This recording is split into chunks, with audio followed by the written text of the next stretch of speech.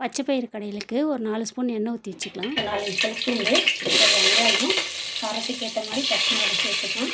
ஒரு 2 தக்காளி நல்லா வதங்கி வரட்டும். 1 ஸ்பூன் மஞ்சள், பச்சை பயிறு வறுத்து எடுத்து வச்சுக்கலாம். 3/4 கப் சேர்த்துக்கலாம். ஒரு சின்ன அளவு புளி சேர்த்துக்கலாம். இப்போ இது நல்லா வதக்கிட்டு தண்ணி சேர்த்துட்டு குக்கர் மூடி போட்டு ஒரு 4-5 விசில் விட்டு சேனக்கிழங்கு 65 பண்ண போகிறோம். அதை கட் பண்ணி நல்லா கழுவிட்டு இந்த மாதிரி கட் பண்ணி போட்டுக்கோம். இதில் மஞ்சத்தூள், உப்பு, கொஞ்சோண்டு புளி போட்டு வேக வச்சுருக்கோம். தண்ணி இருந்துட்டு அப்புறம் செய்யலாம். ஒரு 3 ஸ்பூன் எண்ணெய் ஊற்றிட்டு கொஞ்சம் கடுகு, உளுத்தம் பருப்பு, ஒரு வெங்காயம், கொஞ்சம் கருவேப்பிலை, ஒரு காஞ்ச மிளகாய், 4 ஸ்பூன் கரம் மசாலா, கொஞ்சம் பெருங்காயத்தூள் சேர்த்து போட்டு வதக்கிட்டு இப்போ எடுத்து ஊற்றிக்கலாம்.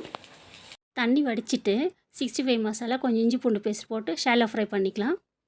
திப்பி போட்டு எடுத்துக்கலாம். அவ்வளோதான். இதுக்கு ஒரு தாளிப்பு கொடுத்தாச்சு.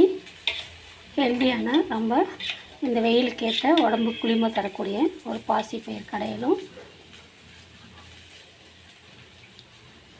சேனக்கிழங்கு 65 பண்ணியிருக்கோம்.